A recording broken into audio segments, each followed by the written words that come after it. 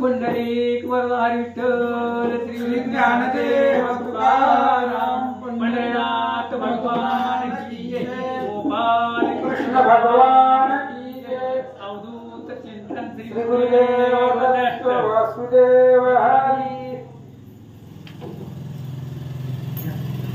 श्री गणेशाय नमः श्री सीतारामचंद्राभ्याय नमः म्हणे पहिलं ते कोण लग्ना कात पकडिते आणि म्हणा गुण वर्ण पुसून अर्जुना झडकर येई मागुता कथेचं अनुसंधान कालच्या अध्यायामध्ये कालच्या प्रसंगामध्ये आपण पाहिलेलं आहे.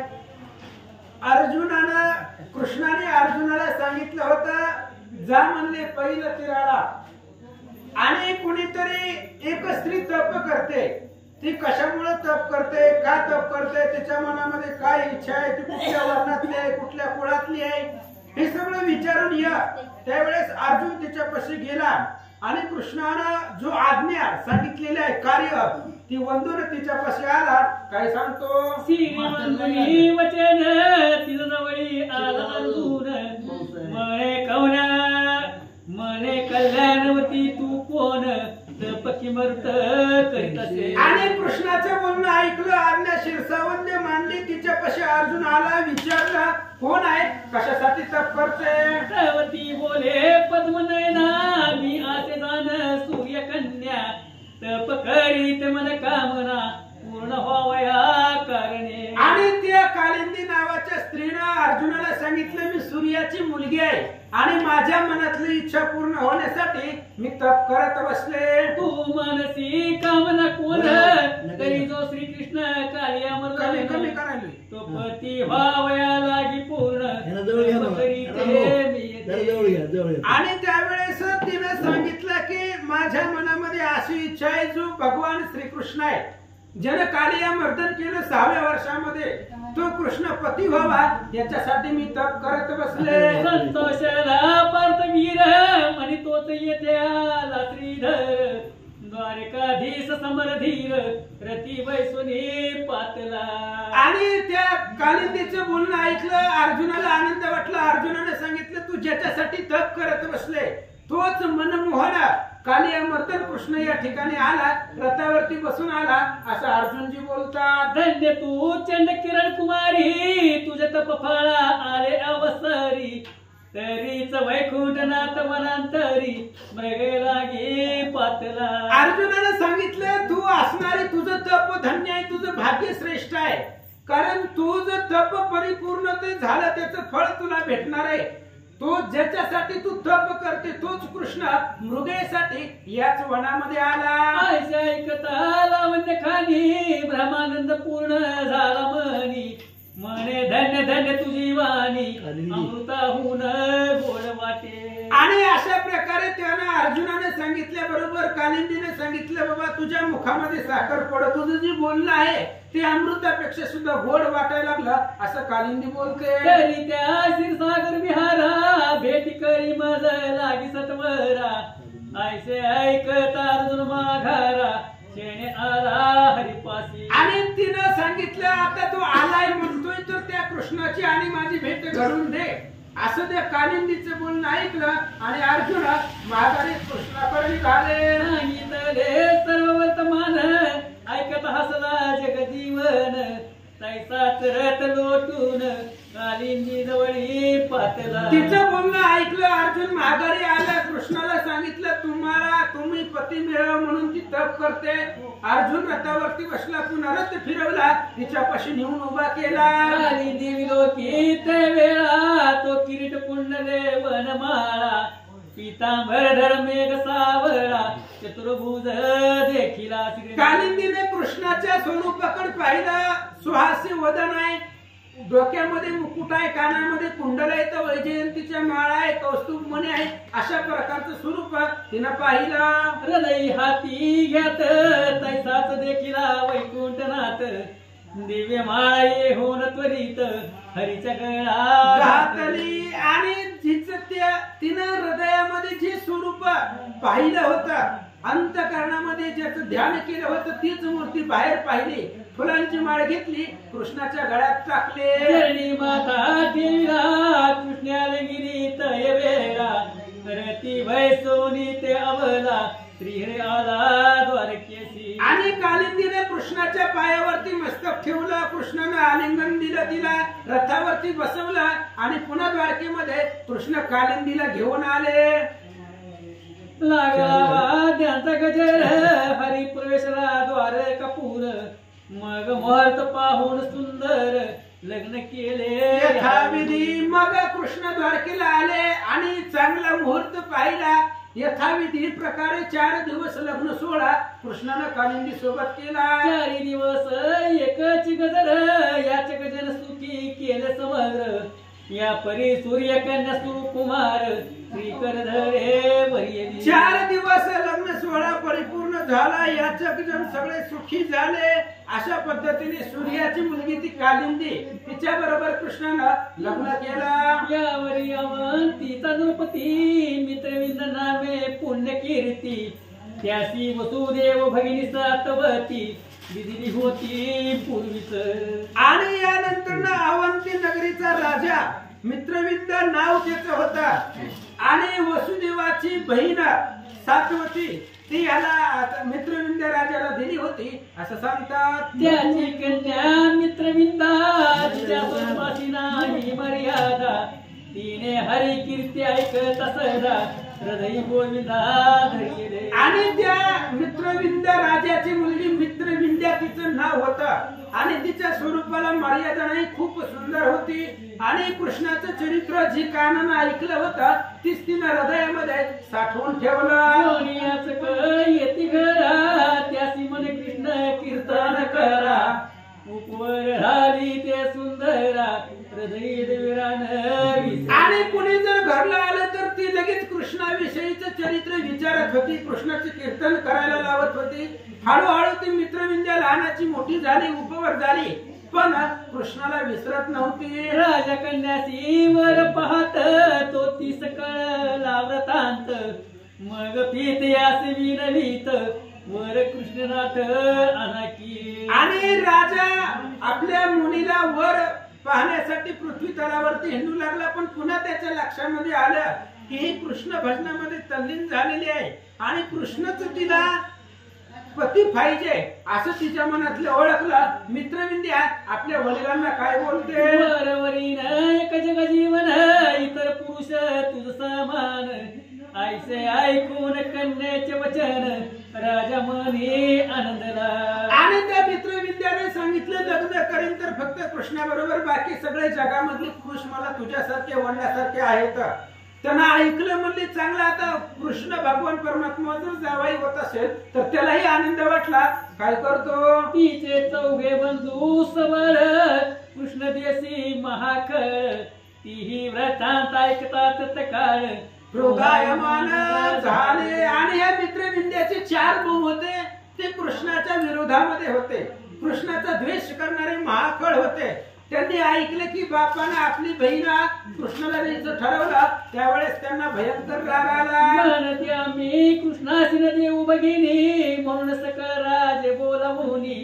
सर्वे बैसवले ते क्षणी नाना उपचारे पूजनिया. 14 भावांनी ठरवलं आमची बहीण कृष्णाला देणारच नाही, दुसऱ्या कोणीतरी राजाला देऊ म्हणून पृथ्वी तलावरचे भूमंडळाचे राजे त्या 4घांनी जमा केले.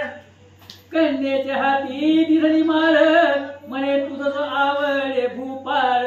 त्याची माळ घालीत तकाळ म्हणून उभी केली. आणि तिच्या हातामध्ये माळ दिली, फुलाची माळ. आणि सगळे राजे ओळीने उभे केले आणि सांगितलं याच्यामधला जो तुला आवडेल त्याच्या गळ्यामध्ये तू माळ घाल. मित्रविंदा ते अवसरी म्हणे श्याम सुंदरा मुरारी. जरी न पावसी झड करी तरी हा देह ठेविना. आणि मित्रविंद्याने सांगितलं, माळ हातामध्ये घेतली, कृष्णाचं स्मरण हृदयामध्ये चालू ठेवलं आणि सांगितलं जर या वेळेला तुम्ही आता इथं आला नाही तर मी माझं देहत्याग करील असं मित्रविंद्या बोलते. सर्वांतरात्मा श्री कृष्ण जाणे सर्वाची अंतर खून. तत्काळ रथारूढ होऊन निज भारेसी पातला. आणि सर्वांचं अंतर जाणणारा श्रीकृष्ण आहे. तिच्या मनातलं तिनं ओळखलं, भगवंतानं ओळखलं.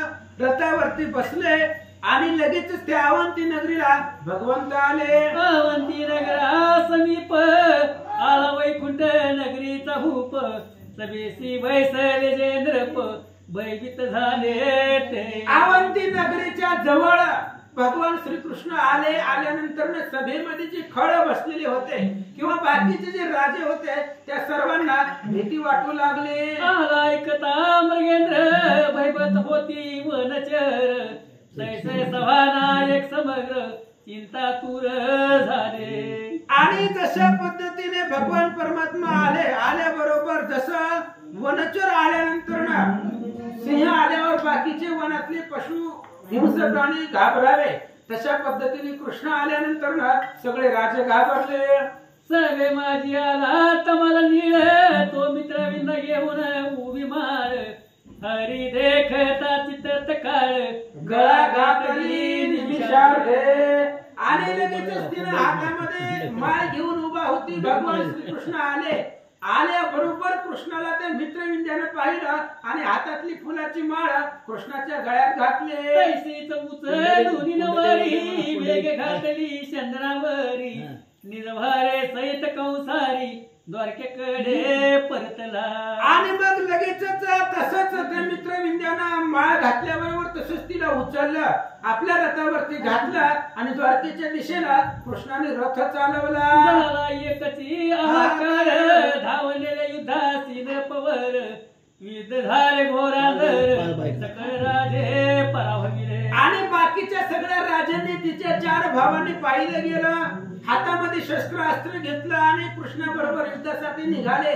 कृष्णाने सगळ्यालाच पराभव केला, त्यांना हरवलं आणि नवरी घेऊन द्वारकेला आले. नवरीचे चौघे बंधू तेवसरी युद्ध करू धावती झळकरी, त्यासही कृष्ण बाणावरी त्रासोनिया बळविले. नवरीचे 4 भाऊ जे कृष्णाच्या विरोधामध्ये होते त्यांनी कृष्णाबरोबर युद्ध करण्याचा प्रयत्न केला, पण कृष्णाने त्या सगळ्याला चौघालाही भावाला बाणाने त्रासून टाकला आणि द्वारकेला आले. ऐसा करून या पुरुषार्थ द्वारकेशी आला वैष्णवनाथ, 4 दिवस पर्यंत यथाविधी लग्न केले. अशा पद्धतीचा पुरुषार्थ कृष्णाने केला. भगवान श्रीकृष्ण द्वारकेला आले आणि 4 दिवस पर्यंत यथाविधीनं पुन्हा लग्न सोहळा भगवंताने केला. यावेळी राजा यज्ञजित त्याची कन्या उपवर होत, यज्ञजिती नाम सत्य रूप विशेष सर्वांनी. पुन्हा यज्ञजित नावाचा राजा आहे आणि त्याची मुलगी यज्ञजिती आहे. ती अतिशय सुंदर होती आणि ती मुलगी लग्नाला आली. देखो या कन्या सुंदर जेते मागू येती नृपवर, राजा म्हणे पृथ्वीवरी जो बलाढ्य वीर त्यासीच कन्या देईनही. आणि ती यज्ञजिती उपवर झाली, सुंदर होती, त्यामुळे प्रत्येक राजा यायचा लग्नासाठी तिला मागणी घालायचा. पण यज्ञजित राजाने ठरवलं जगामध्ये जो बलवान आहे त्यालाच माझी मुलगी देणार. अद्भुतपण करी नृपवर सप्तवर्ष भयंकर, सातही आखळून जो वीर व्यसन घाली एकदाची. आणि त्यावेळेस राजाने अद्भुतपण केला आणि आपण जर जिंकला तर आपली मुलगी तोच घेऊन जाईल. अतिशय बलाढ्य 7 बैल एक असणाऱ्या रांगेमध्ये उभा केली आणि त्यांना त्यांच्या नाकामधून ते व्यसन घालावं लागतं. जो घालील त्यालाच माझी मुलगी देईल असं यज्ञजित राजा बोलू लागला. 7 वर्षांची नाशिके एक हात्या कळून देखे, एकटाच टोचील कौतुके त्यासीच कन्येचे पाणी. 7 बैल एका हातानं आखडून त्यांच्या नाकामधून पुन्हा ते असणारे दोरी घालून एखादाच होईल त्यालाच माझी मुलगी देईल असं यज्ञजित राजा बोलू लागला. देशोदेशीचे नृपती कर्ण दुर्योधनाधिक येती, परी पण भेदवेन निश्चिती मग बैसती मुखवत. आणि ते यज्ञजितीला प्राप्त करण्यासाठी देश देशामधून राजे येत होती. हस्तिनापुरावरनं कर्ण, दुर्योधन, दुःशासन ही सुद्धा आले, पण ही पण दुर्धर असल्यामुळे तर आपल्याला करणं शक्य होत नाही म्हणून गप्प बसू लागले. कोणी एक वर्ष उबळे धरी सिंगे झाडी ती जड करी, तो तेथे द्वारकापूर विहारी निज भारेसी पातला. आणि एकानं बैल धरण्याचा प्रयत्न केला पण बैल लगेच मान हलवून शिंगाने त्याला मारण्याचा प्रयत्न करत होते. अशा पद्धतीने पण दुर्धर होता, कुणालाही जमलं नाही. तेवढ्यात भगवान श्रीकृष्ण त्या ठिकाणी आले. पणाचा व्रतांत कळला समस्त मग ढूंढ कास घाली मनात. व्रजाचे व्रस भासत आकडी सर्वा देखता. आणि पणाचा जो वृत्तांत होता, पण जो होता तो पण कृष्णाला कळला. मग त्यानं असणार आपला पितांबर सावरला आणि सातही बैल धरून व्यसन घातला. त्रिभुवनाच्या विरी नाटुकपण तो सिद्धीस नेला न लागत क्षण. साता वृषावीचे नाके टोचून व्यसन घाली एकदाची. त्रिभुवनामध्ये जेवढे वीर आहेत त्यांना सगळ्यांना दुर्धर असणारा पण तो पण कृष्णाने एका सेकंदामध्ये क्षणामध्ये सिद्धीला नेवला आणि सातही बैलाला एकाच वेळी व्यसन घालून तो पण जिंकला असं सांगतात. झाला एकची जय जयकार यादी जिती माळ घाली सत्वर. तो खवळ दृष्ट नृपवर युद्धा लागी मिसळले. आणि मग एकच जय जयकार झाला. यज्ञजितीनं माळ घातल्याबरोबर जे दुष्ट होते, वाईट प्रवृत्तीचे राजे होते, त्यांना राग आला. काय करतात? सकळ राजे पराभवून यथाविध केले पाणी ग्रहण. राये अपार दिले अंधन मग नारायण बोलविला. मग सगळ्या राजांचा पराभव कृष्णाने केला. यज्ञजित राजानं यज्ञजितीचं लग्न कृष्णाबरोबर लावलं. 4 दिवस सोहळा चालला गेला आणि अपार अंधन पत्नी बरोबर आपल्या मुली बरोबर सप्रेम भेट दिले. सवे घेऊन यज्ञजिती द्वारकेशी आला यदुपती. यावरी मद्रायाची कन्या मद्रावती तीस श्रीपती वरिता झाला. अशा पद्धतीने मग यथाविधी लग्न करून यज्ञजितीला घेतलं. भगवान श्रीकृष्ण द्वारकेला आले. पुन्हा मद्रावती नावाचा राजा आहे आणि मद्र राजाची मुलगी मद्रावती हिच्या बरोबर कृष्णाने लग्न केलं. माता पिता बंधुजन म्हणती पुरुषार्थी नवरा नारायण.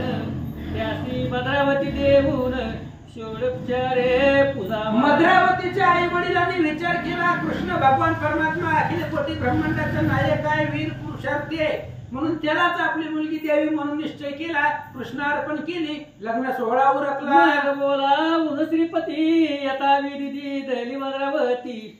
4 दिवस सोहळा निश्चिती यथा सांग झाला. मग कृष्णाला बोलवलं, त्याच्या बरोबर मद्रावतीचं लग्न लावलं. 4 दिवस लग्न सोहळा पार पडला.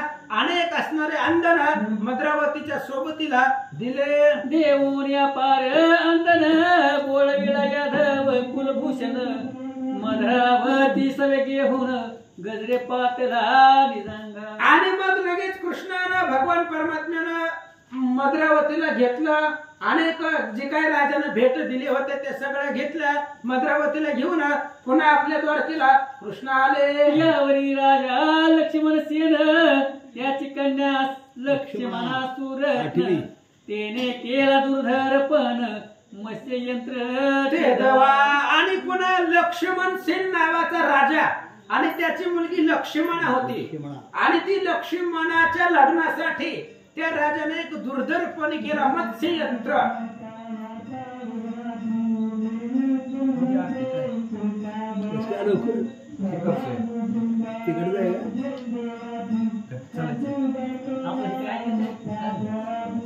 मग अशा प्रकारचा यंत्र ते असणारा माशा वर लावला. खाली पाण्यामध्ये पाहून तो पण त्या राजाने धरला.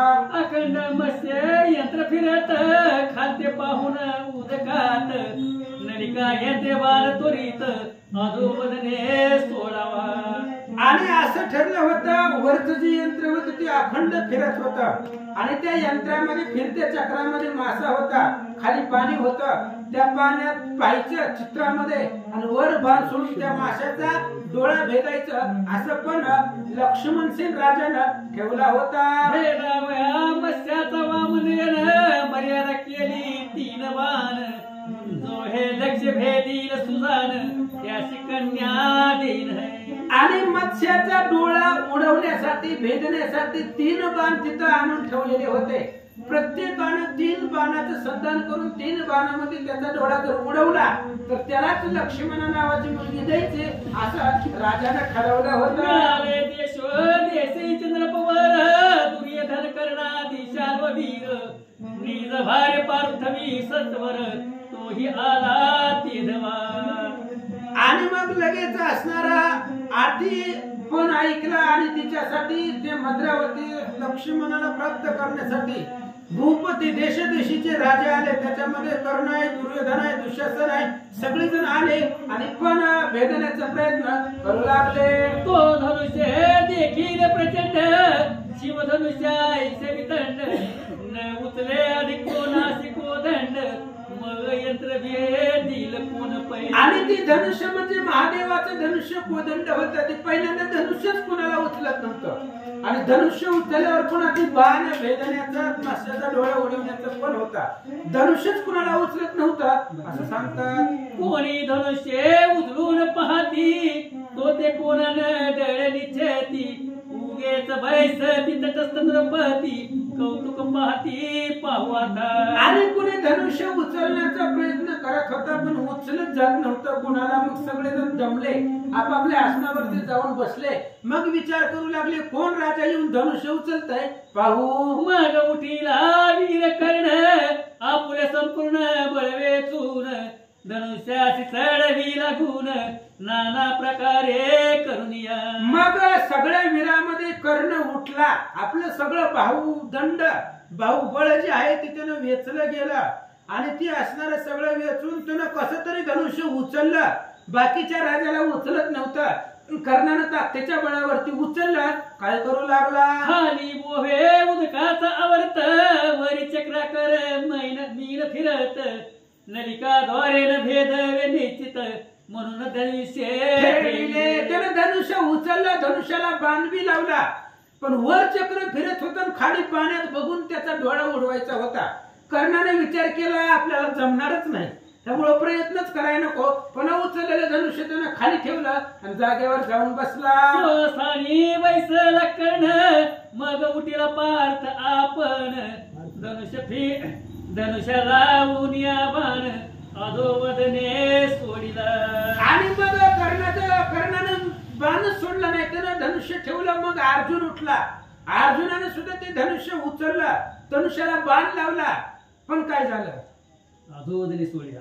परी चुकले तेही संदन मग धनुष्य खाली ठेवे अर्जुन बैसला स्वसानी जाऊन कोणा पण न भेदवे. आणि अर्जुनानं खाली पाण्यामध्ये पाहिलं. अधोवदन म्हणजे खाली पाण्यामध्ये पाहिलं आणि वर बाण सोडला पण संधान चुकलं त्याच्यामुळे त्यानं धनुष्य बाजूला ठेवला. मग कोणच राजा उठाना गेला. कोणालाही ती पण जमाना गेला. त्यावेळेस काय झालं. सभा राहिली तटस्थ पूर्ण कन्या उभी माळ घेऊन इलोकी श्रीरंगाचे वदन प्रेमे करून सदगीत. आणि मग तसंच ते असणाऱ्या मुलीनं लक्ष्मणानं ते बाळ तशीच हातामध्ये घेतलेली होती. कृष्णाचं मुखचंद्र तिनं पाहिला. कृष्णानं तिच्या मनातलं अंतर ओळखलं. काय करतात. जाणून तिचे अंतर सत्वर उठीला यादवेंद्र धनुष्यबाण घेऊन सत्वर ठाण मांडिले तेधवा. तिच्या मनातलं कृष्णानं ओळखलं. तिचं अंतर जाणलं गेलं. भाव शुद्ध आहे. ओळखल्यानंतर ना कृष्ण आसनावरनं उठले. धनुष्य घेतलं आणि त्या धनुष्याला गुण लावला. ठाण मांडून बसले. पूर्वी रामे केले त्रिमिक्षाप भंजन त्याहून कठीण दिसे हा पण लीला अवतारी जगनमोहन न लागता क्षण भेदिले. अशा पद्धतीने पूर्वी रामचंद्राने धनुष्याचा भंग केलेला होता. कोदंड धनुष्य तोडलेलं होतं पण त्याच्यापेक्षा दुर्धर हा पण होता. भयंकर पण होता. म्हणून मग तरी सुद्धा भगवंत लीला विग्रही दाखवणारा आहे. त्यानं ते असणारा माशाचा डोळा एकाच क्षणामध्ये उडवला. नलिकेद्वारे बाण गेला मत्स्य नयन तेव्हा दिला एकची जय जयकार झाला निरदर पुष्पे वर्षती. आणि कृष्णानं त्या धनुष्याला बाण लावलं. पाण्यामध्ये पाहिलं. तो बाण सोडला. एकाच क्षणामध्ये माशाचा डोळा भेदला.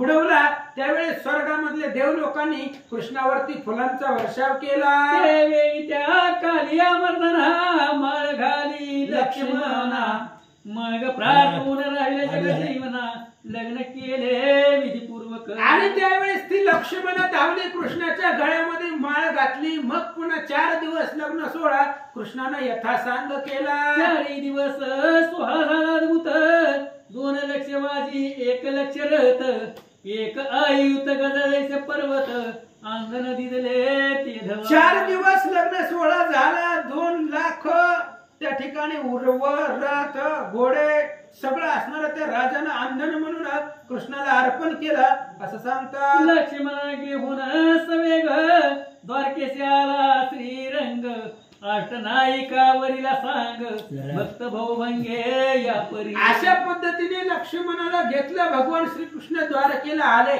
आणि 8 स्त्रियांबरोबर कृष्णानं भगवान परमात्म्यानं लग्न केलं आणि द्वारकेमध्ये नांदू लागले. अष्टनायिका सहित नांदे द्वारकेशी वैकुंठनाथ लीला अवतारी रुक्मिणी कांत प्रताप अद्भुत न वर्णन. आणि 8 पत्न्यांसमवेत कृष्ण द्वारकेमध्ये राहू लागले नांदू लागले. 16,108 पत्नी कृष्ण भगवान परमात्म्याला आहे. आपल्याला सगळ्याला माहिती आहे. 16,000 स्त्रिया जे बंदिवासामध्ये होत्या त्यांच्या बरोबर लग्न केलं. पण हे 8 जे आहेत हे 8 मुख्य आहेत. त्यामुळे 8ही जणांची आपल्याला नावं माहिती पाहिजे. त्यामुळे महाराज वाचतील दमाने वाचा. रुक्मिणी जांबुवती सत्यभामा सगुणा कालिंदी मित्रविंदा याज्ञजित सुजाना मद्रावती आणि 8वी लक्ष्मणा नारायणे वरलेल्या. अशा पद्धतीने भगवान श्रीकृष्णानं 8 स्त्रिया यांच्या बरोबर लग्न केलेलं आहे. रुक्मिणी जांबुवंती सत्यभामा कालिंदी मित्रविंद्या याज्ञजिती सुजाना मद्रावती आणि 8वी लक्ष्मणा नारायणे वरलेल्या. आश्रय द्वारकेशी नांद जगत जीवन तो अकस्मात कमल उद्भव नंदन हाती भ्रमवीना घेऊन उर्धव पंते पातला. आणि मग हे 8 स्त्रियांसमवेत भगवान श्रीकृष्ण द्वारकेमध्ये नांदत होते. तेवढ्या वेळामध्ये नारद महाराजांनी हातामध्ये ब्रह्मवीणा घेतला. नारायण नारायण करीत द्वारकेमध्ये आले.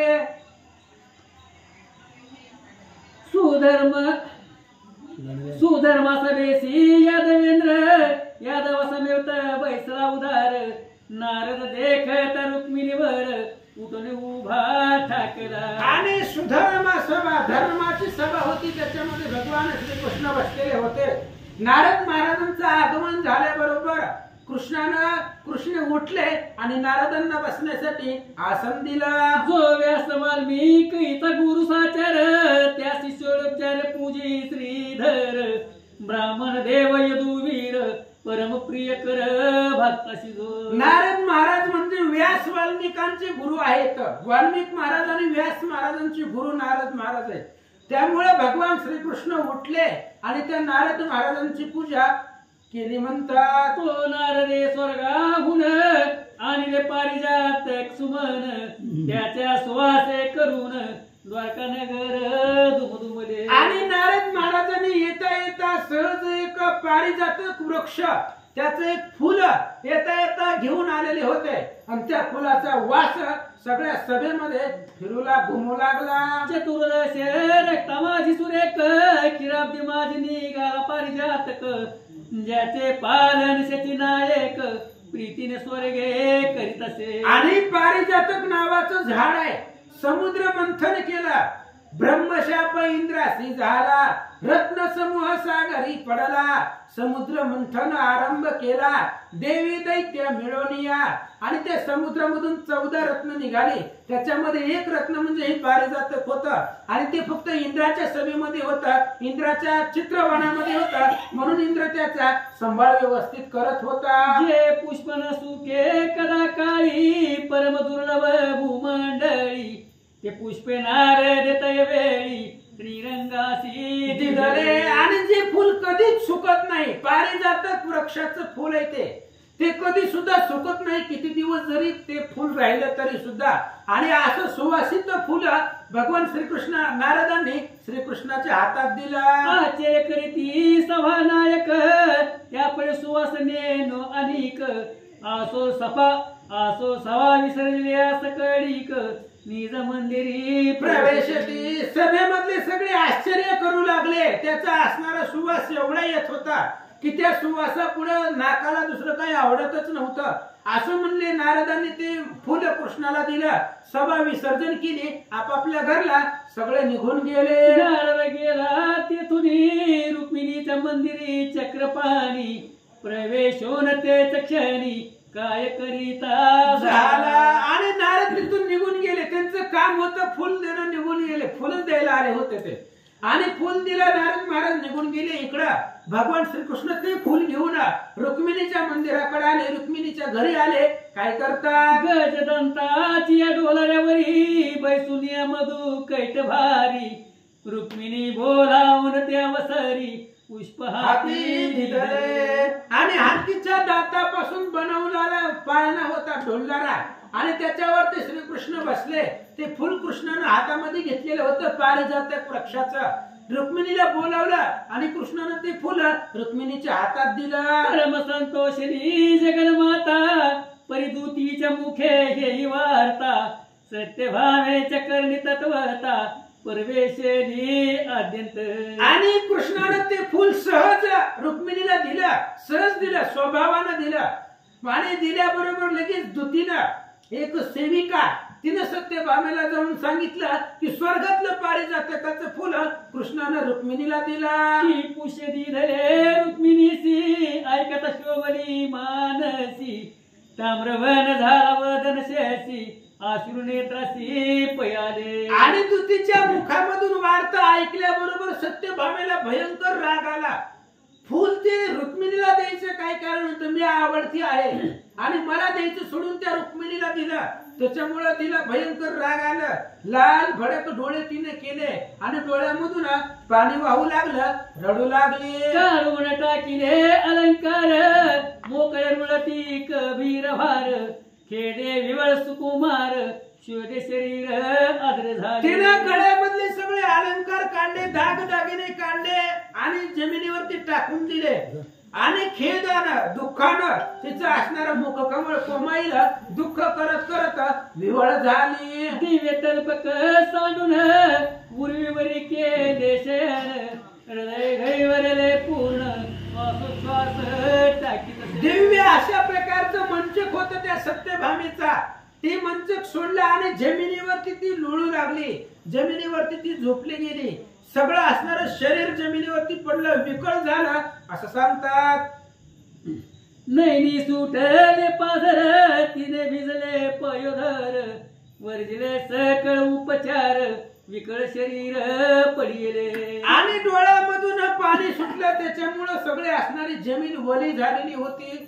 सगळं असणारा अलंकाराचा त्याग केलेला होता. जमिनीवरती गडबड लोळू लागली. सगळं शरीर तिचं विकळ झालं. सगळ्यासी म्हणे त्याची चोरा नका येऊ देऊ माझ्या मंदिरा माझा प्राण गेल्या ही शरीरा स्पर्श त्याचा न करा. आणि सत्यभामेनं दुतींना सेवकीला सांगितलं, हे बघा त्या कृष्णाला माझ्या घरी येऊ देऊ नका. मी इथं पडून पडून जरी मेले तरी सुद्धा माझ्या शरीराला तर हात लावू देऊ नका असं सत्यभामा बोलू लागले. हृदय त्याचे परम कठीण बाळपणी केले विष प्राशन द्वादश घावे गिळीला आगन त्याचे वदन पाहिली. आणि त्याचं हृदय अतिशय कठीण आहे. त्याला अंतःकरणामध्ये प्रेमच नाही. अरे बाळपणामध्ये त्यानं असणाऱ्या त्या पुतळेचं विष प्राशन केलेलं आहे. 12 गाव अग्नी गिळलेला आहे. अशा कृष्णाचं तोंड सुद्धा मी पाहणार नाही असे सत्यभामा बोलू लागले. तेने भोगिल्या बहुत युती महापतित त्यासी जपती त्यासी माझी असदन प्रती येऊ देऊ नका हो. त्याने अनेक स्त्रियांचा उपभोग घेतलेला आहे. असा असणारा कृष्ण आहे आणि त्याला माझ्या घराकडे येऊ देऊ नका, माझ्या मंदिराकडे त्याला प्रवेश करू देऊ नका असं दुतींना सत्यभामा बोलते. परमनाटकी कपटी जार माझ्या सवतीचा प्रिय कर त्याचा स्पर्श अनु मात्र मज सर्वथा आणि दुतींना ती सांगू लागली अतिशय नाटकी तो कृष्ण आहे आणि रुक्मिणी माझी सवत आहे आणि त्या सवतीचा प्रियकर असणारा तो कृष्ण आहे. त्या कृष्णाला इथं घरामध्ये येऊ देऊ नका आणि माझ्या शरीराला हात लावू देऊ नका असं सत्यभामा बोलू लागले. असो हे वर्तमान कोरा कळले त्या भुवन सुंदरा तत्काळ तिचे या मंदिरा येता झाला देवेंद्र. आणि अशा प्रकारची बातमी कृष्णाला कळली. कळल्याबरोबर लगेच रुक्मिणीच्या भालामध्ये कृष्ण होते तिथून उठले आणि सत्यभामेच्या घराकडे तातडीनं आले. तिचा परसोन या वृत्तांत दासी प्रतिदावी हस्त संकेत बोलू नका काही मात उग्याच असा क्षणभरी. आणि रुक्मिणी त्या असणारे सत्यभामेचा वृत्तांत जाणून घेतला का अशी करायला तिला काय पाहिजे विचारलं कृष्णाला. पण त्या सत्यभामेने दासींना सुद्धा सांगितलं गप बसायचं कुणीही काही बोलायचं नाहीये असं सांगतात. मौनेच येऊनी मोक्षदानी सत्यभामेचे शिर उचलूनी उसा आपुली माने देऊनी चक्र पाणी बैसला. आणि कृष्ण गपचीप आले. त्यांनी कोणाला विचारलंच नाही. आले सत्यभामा जमिनीवरती पडलेली होती. तिचं असणारं शिर मुंडकं उचललं आपल्या मांडीवरती घेतलं आणि कृष्ण बसले. मग बोले कंसारी आमची राणी आज भूमीवरी निजले असे निर्धारी कोण्या क्रोधे कळेना. आणि मग कृष्णाला त्या सत्यभामेचं मुंडकं आपल्या मांडीवरती घेतलं आणि सांगितलं आमची लाडाची राणी आज रुसले. नेमकं काय तिला कशाचा राग आला किंवा कशामुळे रुसली लक्षात येत नाही. कृष्ण बोलतात मुखचंद्र उतरला देख भूमीवरी रुळ ती अलक कपाळी मृगमद सुरेख धर्म भरे वाहवला. आणि या असणाऱ्या सत्यभामेचा मुखचंद्र उतरलेला आहे. जमिनीवरती सगळे अलंकार शिर जमिनीवरती तिचं लोळत आहे. कपाळावरती कस्तुरी मृगाचा टिळक आहे तो सुद्धा घामाने भिजलेला आहे असं कृष्ण बोलतात. अंजनो घे पयोधर कृष्णमुख झाले समग्र द्विज समुदाय सकळवर विद्युमधार सुकले. परम विशाल नेत्र मुदर आरक्त झाले झिरपे नीर निचेटित पडले इंद्रिय कर कारभार टाकून या नयन कपते उघडूनी आमाकडे न पाहेच राणी खेद तरी धरला मनी कोण्या गोष्टीचा न कळे. आणि कृष्ण बोलू लागले तिला असणाऱ्या सत्यभामा आमच्याकडे पाहत नाही डोळे उघडून माझ्याकडे पाहत नाही एवढा असा काय राग तिला आलेला आहे. माझ्यावरती का रुसलेली आहे कोणती गोष्ट तिला कमी पडली असा कृष्ण विचार करतात. ऐसे लौकिक विलास दावी तेव्हा पुराण पुरुष आपुल्या पितांबरे ऋषिकेश नेत्र अश्रू. आणि अशा पद्धतीने लौकिक भाव कृष्ण दाखवू लागले आणि तिला विचारू लागले. तिच्यापाशी बसून मोठ्यानं बोलू लागले. आपल्या पितांबरानं त्या सत्यभामेचे डोळे कृष्ण पुसू लागले. मग ते सदगतीत होऊन सुंद सुंदनी बोले वचन जिसी तुम्ही तिथे सुमन तिचे समाधान करावे. मग ती सत्यभामा हळूहळू रडायचं चालूच होतं पण हुंका देत देत बोलू लागली म्हणजे जावा तिकडं जिला तुम्ही स्वर्गातलं फुल दिलंय त्या रुक्मिणीचं जाऊन समाधान करा असं सत्यभामा बोलते. मजावरी असते तुमचे मन तरी कतिसी देता सुमन ऐकताच ऐसे वचन हासे आले रमरंग. आणि तिनं विचारलं जर तुमचं मन माझ्याकडे असेल जर माझ्यावरती माया प्रेम असेल तर मग तिला फुल तुम्ही का दिलं मला आणून द्यायचं होतं असं सत्यभामेचं बोलणं ऐकलं. कृष्णाला हसू आलं. हरी म्हणे नारदे आणले सुमन ते देऊन केले तिच समाधान परी तुझे द्वारी आणून वृक्ष लाविला आत्ताची. आणि त्यावेळेस कृष्णाने सांगितलं हे बघ नारद महाराज स्वर्गामधून आले होते त्यांनी येता येता फुल घेऊन आले आणि ती फुल मी सहज रुक्मिणीला दिलंय त्यामुळे तू घाबरू नको टेन्शन घेऊ नको तिला फक्त फुल दिलंय. तुझ्या दारामध्ये सगळं पारिजातक वृक्ष आणून लावतो असं कृष्ण बोलतात. ऐसे बोलून उठविली अलिंगन देऊनी आणखी बैसविली नूतन अलंकार तय वेळी स्वहस्ते मनमाळी लेववित. आणि मग अशा पद्धतीने कृष्ण तिला बोलले. ती असणारी उठली गेली जे काय अलंकार जमिनीवरती टाकलेले होते, कृष्णाने सगळे अलंकार तिचे दागदागिने गोळा केले आणि तिच्या असणाऱ्या शरीरावरती पुन्हा लावू लागले. ओम श्री गणेशाय नमः, श्री सरस्वती नमः, श्री सीतारामचंद्राय नमः. आयसे बोलोनी उठविली अलिंगन देवोनी अंकी वैसविळे. नूतन अलंकार ते वेळे स्वहस्ते वनमाळीले ववित. शीश फुलचंद्र जडोन आपुल्या हाती घातले विणी.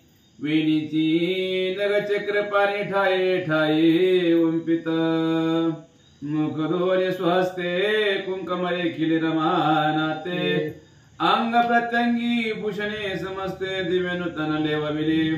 आयसे करीत समाधान तो तेची वेळी पाक शासन आला गाराने घेऊन हरी लागे सांगा.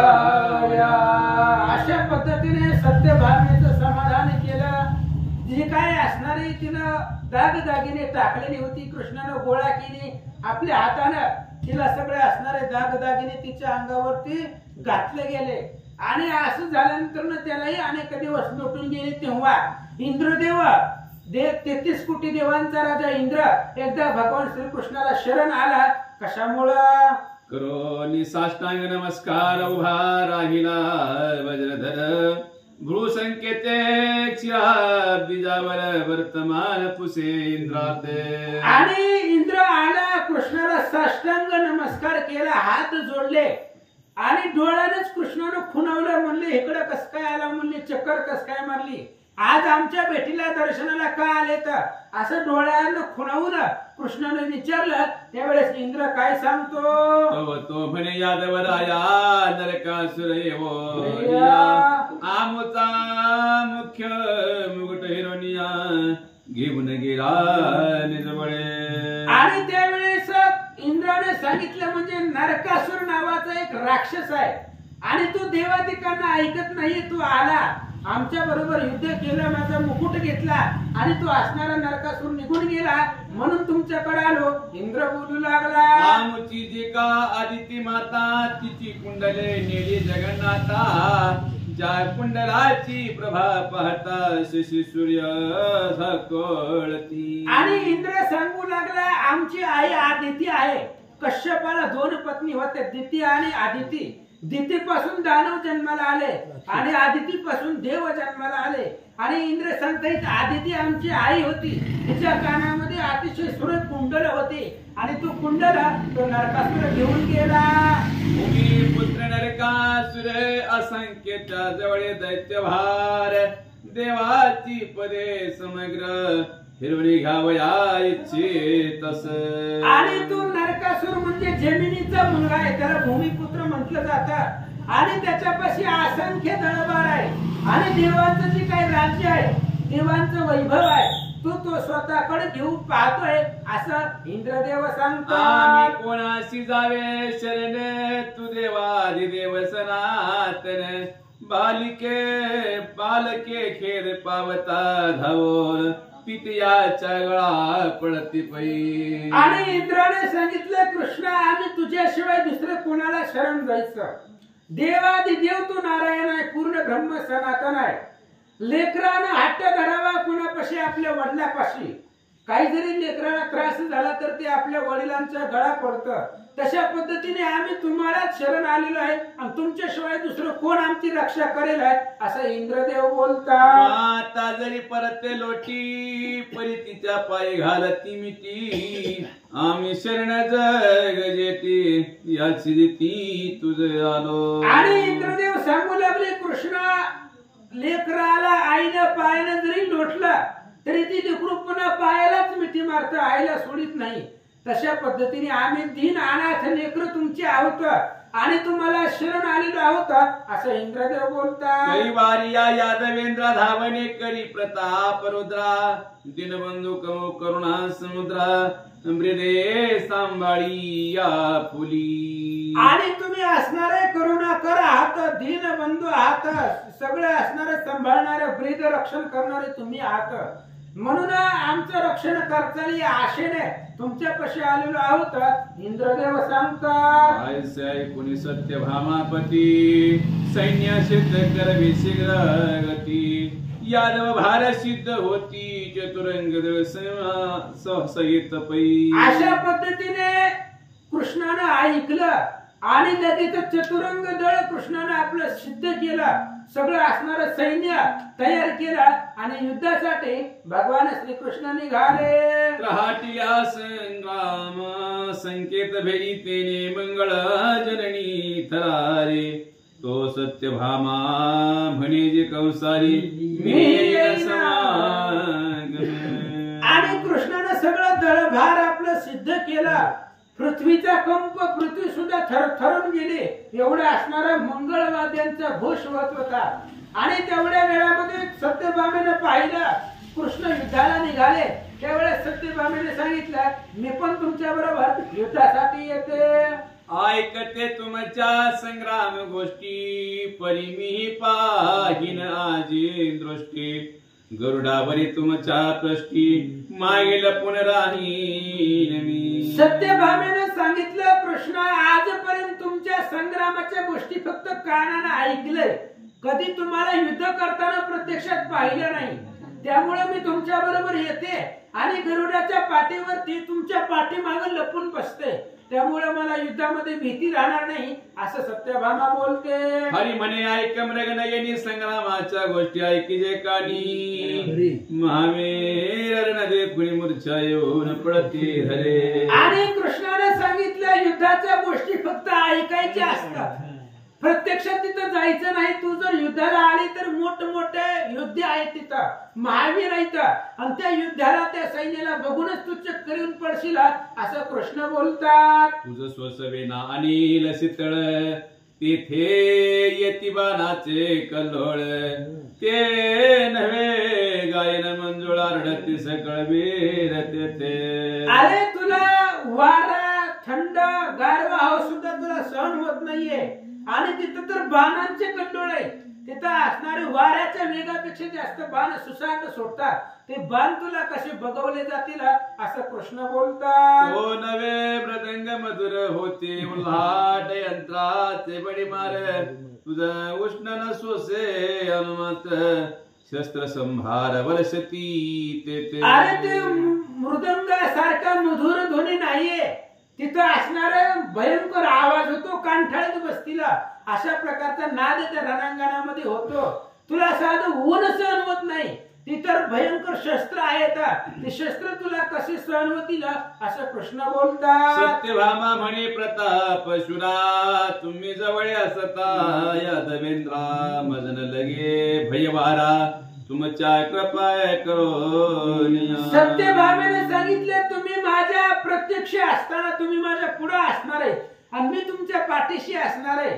त्याच्यामुळे मला भीती नाहीये, तुम्ही सोबत असल्यामुळं मला कशाचीच भीती वाटणार नाही असं सत्यभामा सांगते. मनी विचारिले जगन्नाथे तरी जरी समागमे न न्यावे इथे तरीही पुन्हा रुसेल मग माते साकडे होईल दुसरे. आणि विचार केला कृष्णानं आताच हिची समजूत काढले, कसं तरी हिला गोड बोलून समजावलंय आणि आता जर हिला नेलं नाही तर पुन्हा ही रुसून बसल, सगळं दागदागिने टाकून देईल, पुन्हा हिची समजूत काढावी लागेल असा विचार कृष्ण करतात. श्रीयशी युद्ध केल्या विन भौमासुरा नाही मरण पुढील भविष्यार्थ जाणून सत्यभामा सवे घेतली. आणि कृष्णाने विचार केला, भविष्य जाणलं, स्त्रिया बरोबर युद्ध केल्याशिवाय ह्या नरकासुराला मरणच नाही, स्त्रिया बरोबर युद्ध केल्याबरोबरच ही मरणार आहे हे कृष्णाने ओळखलं. आणि मग काय करतात, गरुडावरी रूढ झाला जगजेटी सत्यभामा वैसविली पाटी दळभारेसी उठावटी दैत्यपुरी समीप आला. लगेच गरुडावरती भगवान श्रीकृष्ण बसले. पाठीशी सत्यभामेला बसवलं. उभय पक्षाचा तो पवन आहे, म्हणजे चालता बोलता वारा म्हणजे गरुड आहे. वाऱ्याच्या वेगाला पाठीमागं टाकून गरुडजीने उड्डाण केला आणि दळभारा सहित कृष्ण निघाले. तो सात दुर्गे तया नगरा भेदीत गेली हो अंबरा. सात परी गावधारा जेथीच्या निरा अंत न लगे. आणि त्या नरकासुराचं नगर म्हणजे 7 दुर्ग होते आणि भयंकर अशा प्रकारच्या आकाशाला टेकतील अशा प्रकारची दुर्गे होती.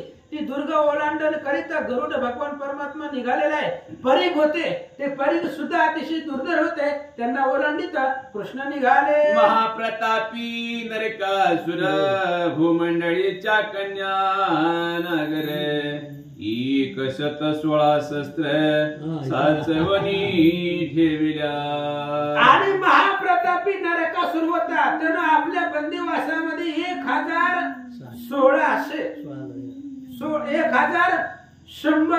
अशा प्रकारच्या असणाऱ्या स्त्रिया त्याने त्या ठिकाणी आपल्या समवेत आपल्या बंदीमध्ये टाकलेल्या होत्या. 16,100 शस्त्र. तिथं क्यासी लागलं रावणी करो इच्छा पुल्या स्त्रियाच्या स्वरूपावरून या ब्रह्मा मेनका ओवाळी. 16,100 स्त्रिया एवढ्या असणाऱ्या भगत्या नरकासुरानं बंदीमध्ये टाकलेल्या होत्या. आणि त्या स्त्रिया काही सामान्य नव्हत्या.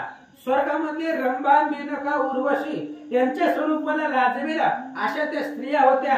आणि नरकासुर त्यांच्याबरोबर लग्न करण्याचा विचार त्याचा होता, म्हणून त्यानं आपल्या बंदीवासामध्ये त्या स्त्रिया ठेवल्या होत्या. आयशा त्या सुंदरा कोंडोनी नरकासुरे ठेविल्या निजसदनी. सैन्यासहित चक्रपाणी वेडा घाली नगरात. अशा पद्धतीने त्या स्त्रिया 16,100 त्यांना आपल्या नगरामध्ये कोंडून ठेवलेल्या होत्या. आपल्या सगळ्या सैन्य सहित भगवान श्रीकृष्ण आले आणि त्या नगराला वेढा घातला. कळला नरकासुराशी समाचार की इंद्राचा कैवारी यादवेंद्र युद्धा लागी आला बाहेर दैत्य थोर कोपला. नरकासुराला बातमी कळली की इंद्राचा कैवार घेऊन यादवेंद्र म्हणजे यादवांचा कैवारी भगवान श्रीकृष्ण आलेला आहे.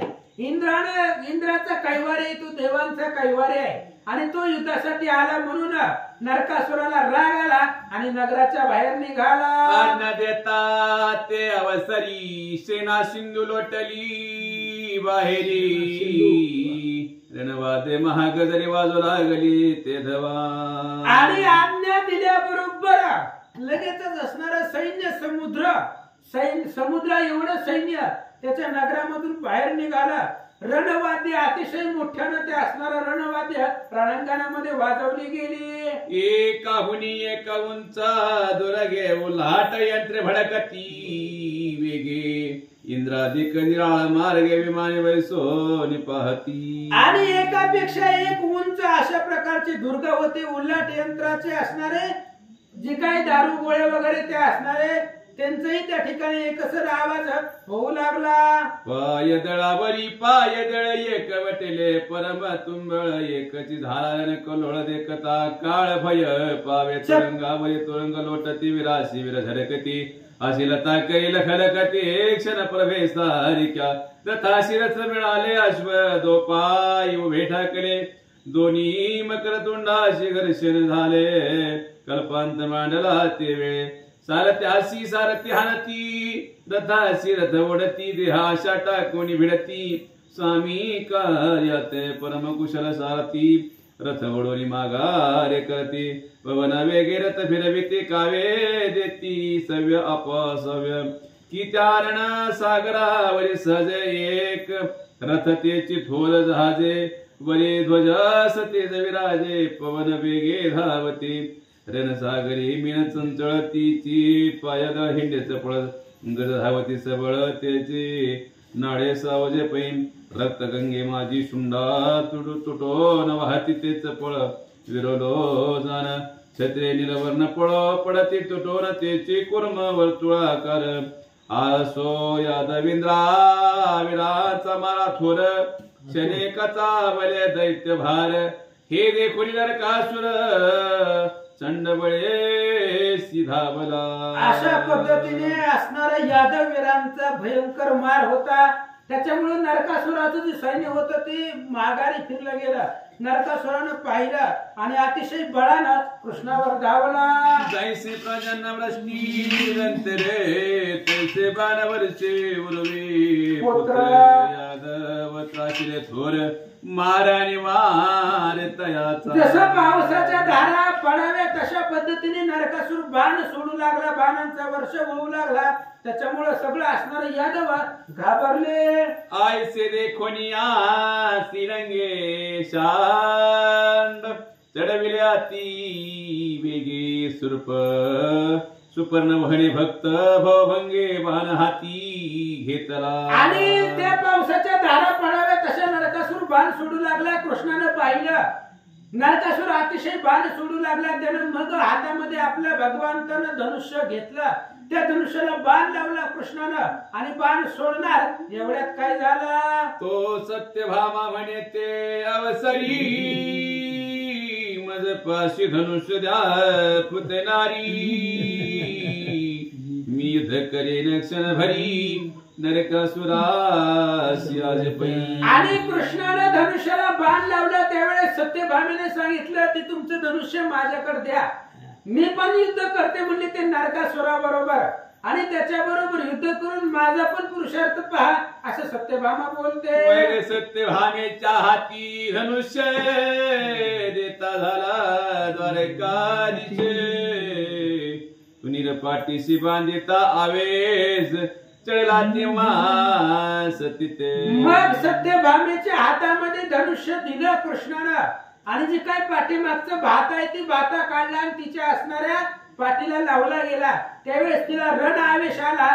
काय करते आकर्ण ओढी ओढून सोडी बाणासाठी बाण वीर्याक्षरे करती पूर्ण म्हणती नवल वर्तले. आणि तिनं कानापर्यंत धनुष्याची कानाडी ओढायची आणि बाणापाठी बाण सत्यभामा सोडू लागली. बाकीचे सगळे वीर पाहू लागले. एक स्त्री आहे आणि ती स्त्री युद्ध करते असं कौतुक योद्धे पाहू लागले. वीरांची ती पत्नी युद्ध करी समीरांगणी परी परवीराची खोची वाणी वरमे लक्ष्मी चवे. आणि बाकीचे राजे विचार करू लागले कोण्या महापुरुषाची पत्नी आहे भयंकर युद्ध करू लागलेली आहे परवीरावरती बाण सोडू लागलेली आहे. त्यांचं वर्म जाणून त्यांच्यावरती बाणांचा वर्षाव ही स्त्री करू लागलेली राजे पाहू लागले. कधी बाहेरील समीर उभी रणांगणी धरो जिचे बोलण्याची सुकुमार हाके अंबर गाजत असे. पाहू लागली जिला कधी बाहेरचा वारा माहिती नाही ती आज रणांगणामध्ये युद्ध करू लागली. जिला कसलाही आवाज सहन होत नाही ती रण आवेशाने गर्जना करू लागली असं योद्धे पाहतात. सोडीसरा पाठीसर आश्चर्य करी भूमिपुत्र म्हणे श्रीये वरी मी शस्त्र महावीर कैसा. आणि बघा बाणापाठी बाण ही सत्यभामा सोडू लागली. त्यावेळेस नरकासुरानं पाहिलं पुढे एक स्त्री आहे आणि आपण एवढे महापराक्रमी वीर देवांना आताच जिंकलोय आणि आपण एका स्त्रीवरती बाण कसा सोडावा असा विचार नरकासुर करू लागला. परे लोटीला सत्वर हरिसी म्हणे मोठा तुरणाधीर युद्धाशी श्री केली समोरला जाऊन मात्र तुझं. मग त्या नरकासुराने कृष्णाच्या पुढे आपला रथ नेला आणि कृष्णाला बोलायला सुरुवात केली. स्त्रीला पुढे उभा केलंय तू स्त्रीच्या पाठीमागे तू उभा आहे आणि एका स्त्रीला पुढे उभा करून तू युद्ध करतो लाज वाटत नाही असं नरकासुर बोलू लागला. श्री समवेत तुझं गोवळा भस्म करीन रे वेळा म्हणून अग्नी अस्त्र मंत्र जपला पाना सोडीला तैसा. आणि नरकासुराने सांगितलं स्त्री सहित तुला जाळून टाकतो म्हणून नरकासुरानं आग्नेयास्त्र बाण सोडला. तो आग्नेयास्त्र मंत्र बाण येऊ लागला. काय करतात? ऐसे देखोनी श्री ऋषिकेशी सत्यभामे ते घाली पाठीशी धनुष्य ओढून वेगेसी प्रजनास सोडले. नरकासुरानं अग्नी मंत्र म्हटला आणि अग्नीचा बाण सोडला. कृष्णानं पाहिलं, अग्नी अस्त्र येताना पाहिलं, सत्यभामीला आपल्या पाठीशी घातलं. सत्यभामीच्या पुढे उभा राहिले आणि त्या अग्नी अस्त्रावरती पर्जन्य अस्त्राचा बाण सोडला. अग्नीचे ग्रासोने प्रजन्य शीतल केले सकळ सैन्य. जे जैसे सत्संग योगती योगाने मोहभ्रमा वितळती. आणि ते पर्जन्य अस्त्र अग्नी सगळा अग्नी विझवला आणि सगळं असणारा अग्नी विझवून ती पाऊस सैन्यावरती पडू लागला. जसं एखादा असणारा योगी साधू आपल्या तपस्व्याच्या बळावरती मोह माया संपवतो, तशा पद्धतीने पर्जन्य अस्त्रानं अग्नी अस्त्र संपवला. चंडधारा मेघ वर्षत तेने नरकासुराची चमू वाहत. मग नरकासुरे वातास्त्र त्वरित प्रेरिता मेघ वितळला. आणि मग जसं आकाशामधून गारा पडाव्या तशा पद्धतीने पावसाच्या धारा हातीच्या सोंडासारख्या पडत होत्या. त्याच्यामधून नरकासुराचं सगळं सैन्य वाहून जाऊ लागलं त्या पाण्यानं. नरकासुरानं पाहिलं गेलं, वायू अस्त्र वाऱ्याचं अस्त्र सोडलं आणि पाऊस थांबवला. वात वाढला प्रबळ तेने उडो पाहे आद वदळ. हे देखो नियात मला निळ पर्वतास्त्र योजले. आणि एवढा भयंकर वारा नरकासुरानं वायू अस्त्राच्या अभावाने सोडला गेला. यादवाचं सैन्य आकाशामध्ये उडू लागलं. कृष्णानं पाहिलं आणि पर्वतास्त्र सोडला. तेने कोंडीला सकळ वात पर्वत भौम्य सैन्यावरी पडत. सवेची वज अस्त्र नरक जपत. हिने पर्वत पिष्ट केले. आणि त्या भगवान श्रीकृष्णानं पर्वतास्त्र सोडलं. त्यानं सगळा वारा कोंडला गेला आणि पर्वत मध्ये थोपल्यामुळे युद्ध थांबलं गेलं. नरकासुराला राग आला.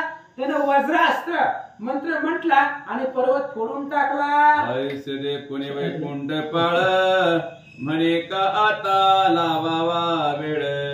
सकळ शस्त्राचा द्रपतात काळ सुदर्शन हाती घेतले.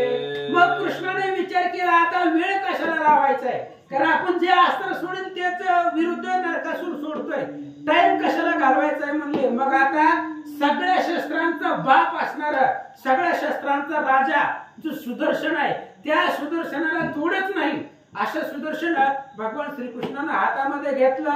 जैसे उगले शस्त्रे बारतंड जेने लखली केले ब्रह्मांड. निमिषने लागता प्रचंड यादव राये सोडिले. आणि ते सुदर्शन हातामध्ये कृष्णाने घेतल्यानंतर 1000 सूर्य उगवावे तशा पद्धतीने ते असणार संपूर्ण ब्रह्मांड त्या सुदर्शनाच्या तेजाने उजळून गेला. अशा प्रकारचं सुदर्शन भगवान श्रीकृष्णाने सोडलं. नरकासुराचे शिर छेदिले न लागता क्षण मात्र. मागुती परतोनी सत्वरे हरिहस्तकी वसी नल्ले. भगवान श्रीकृष्णाला सुदर्शन सोडलं. सुदर्शन सोडल्याबरोबर नरकासुराचं मुंडकं धडापासून वेगळं केलं. आकाशामध्ये त्याचं मुंडकं उडवलं. ते सुदर्शन पुन्हा माघारी आलं आणि श्रीकृष्णाच्या हातावरती विराजमान झालं. अश्विनी मास वद्य चतुर्दशी 3 प्रहर झाली या निशी. चंद्रोदयी नरकासुराची मुक्ती झाली श्रीरंगे. आणि नरकासुराला मारला तो दिवस कोणता होता? अश्विन महिना वद्य चतुर्दशी. 3 प्रहर रात्र झाल्यानंतर 4 प्रहराची रात्र आणि 4 प्रहराचा दिवस, अशा प्रकारचं 8 प्रहराचा 24 तास असतो. आणि 3 प्रहर रात्र झाल्यानंतर म्हणजे 3 तासाचा 1 प्रहर आहे. संध्याकाळी 6 वाजल्यापासून 1 प्रहर सुरू होतो, म्हणजे 9 वाजेपर्यंत 3 ते 6 पहिला प्रहर, 6 ते 9 दुसरा प्रहर आणि 12 ते 3 तिसरा प्रहर. तिसरा प्रहर संपताना म्हणजे पहाटेच्या 3 वाजता नरकासुराचं मुंडकं उडवलं आणि नरकासुराला मारलं असं सांगतात. हरिले नरकासुराशी निधला बर ये समयी मंगल स्नान जे नर करती जो नर तो परम दरिद्री दुराचार जन्मवरी राहिज.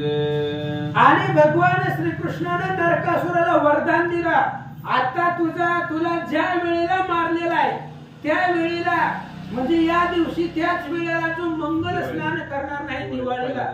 दिवाळीचा पहिला दिवस नरक चतुर्थी. हा, आणि त्या दिवशी तो स्नान करणार नाही, तो परम अभागी राहिला, त्याच्या घरामध्ये अवलक्ष्मी दारिद्र्य येईल असा वर कृष्णाने दिला.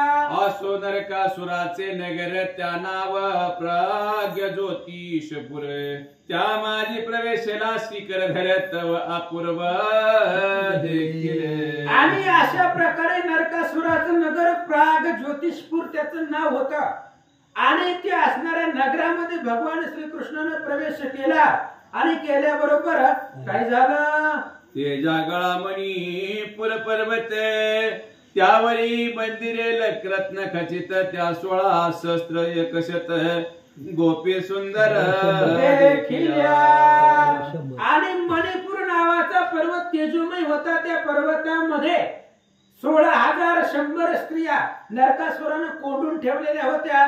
त्या अतिशय सुंदर कृष्णाने पाहिल्या. सुंदर लावण्य खाणी ती दृष्टी देखिल्या चक्रपाणी म्हणती कोटी काम यावरून वाळून टाकावे. आणि मग त्या स्त्रिया पाहिल्या गेल्या, अतिशय सुंदर त्या स्त्रिया होत्या. आणि कृष्णाने विचार केला कोटी काम यांच्यावरून ओळून टाकावा. एवढा असणारा कृष्ण त्या स्त्रियांनी पाहिला. आई साजरी आम्हासी होईल वर तरी मग पुण्याशी नाही पार. द्वारकानाथ हा यादवेंद्र आदी दृष्टी देखिला. आणि विचार केला त्या स्त्रियांनी असा असणारा कोटी काम मदनाचा पुतळा तू जर आम्हाला पती म्हणून मिळाला तर आमच्या भाग्याला पारावर नाहीये असा विचार त्या स्त्रियांनी केला. आणि काय करतात, समीप देखिला शिराब्दी ज्यावर गोपी सद्गदित झाल्या समग्र करती हरीची नमस्कार आमचा उद्धार करी आता. आणि कृष्णाला पाहिल्याबरोबर त्या स्त्रिया कृष्णाला हात जोडल्या आणि हात जोडून सांगू लागल्या आम्ही या नरकासुराच्या बंदीवासामध्ये आजपर्यंत होतो, त्यामुळे आता आमचा उद्धार तू करावा, आमचा स्वीकार करावा असं त्या स्त्रिया बोलतात. आम्ही अपरिणिता कर्ण कुमारी आमचा बंध मुक्त करी. आम्ही 16 सहस्त्रे नारी कंसांतका तुझा. आणि ते असणाऱ्या स्त्रिया बोलू लागले आम्ही कुमारिका आहोत, आम्ही या नरकासुराच्या बंदीमध्ये होतो, आता आमचा असणारा बंद तू सोडवलेला आहे, त्या बंदीवासामधून तू मुक्तता केली आहे, म्हणून आमच्या 16,100 स्त्रियांचा एकच पण आहे, तुझ्या बरोबरच लग्न करू. मग कृपाळू यादव वीर तयासी दिधला नाती कर मने तुमचा मनोभाव समग्र पुरवेन चिंता. आणि अशा प्रकारे सांगितल्या बरोबर लगेच कृष्ण भगवान परमात्म्याने सांगितलं म्हणले घाबरू नका, जसं तुमच्या मनातला भाव आहे तशा पद्धतीने तुमच्या मनाप्रमाणे होईल. कृष्ण बोलतात 16 सहस्त्र 100 आनवी श्रीकृष्ण निवरत गोपिका वै सोने समस्त द्वारकी लागी पाठविल्या. आणि कृष्णाने 16,100 रथ आणले, प्रत्येक रथावरती एक स्त्री बसवली आणि 16,100 स्त्रिया द्वारकेकडे पाठवून दिल्या. समस्त सैन्य क्रूर उद्धव रेवती रमण दयावा देवा जाऊन द्वारका पंत परतले. आणि मग अनेक प्रकारचं वाद्य वाजवलं गेलं. सगळ्या असणाऱ्या जे काय 16,000 स्त्रिया होत्या त्या सगळ्या असणाऱ्या द्वारकेकडे भगवंताने पाठवून दिल्या. काय करतात, वाटे जाता गोपी भावती आम्हा शिवर जोडीला श्रीपती नरकासुराने उपकार निश्चित आम्हावरी बहु केला. आणि त्या द्वारकेकडे जात असताना स्त्रिया विचार करू लागल्या की आम्हाला कृष्ण पती म्हणून मिळालाय, तर त्या नरकासुरानं आमच्यावरती उपकार केलेला होता, त्यानं बंदिवासामध्ये ठेवलं म्हणून कृष्ण मिळाला असं त्या स्त्रिया बोलतात. तो केवळ आमुचा पिता तेने दाखविले वैकुंठनाथा. यासो यावरी कमलो दवजनिता काय करिता झाला. आणि ते असणाऱ्या स्त्रिया म्हणू लागल्या ते नरकासुर म्हणजे आमचा पिता होता, त्यानंच आम्हाला कृष्णाचा मार्ग दाखवला, त्याच्यामुळेच कृष्ण आम्हाला जोडला गेला. असं असणारे भगवान परमात्मा इकडे श्रीकृष्णाने काय केलं ऐका. प्राग्य ज्योतिष पुरी हरी राहिला तो नरकासुराची स्थिती वेळा. पुत्र हाती घेऊन तमान नेला शरण येती झाली. आणि प्राग ज्योतिषपूर हे नरकासुराचं नगर होतं, तिथं भगवान श्रीकृष्ण राहिले गेले.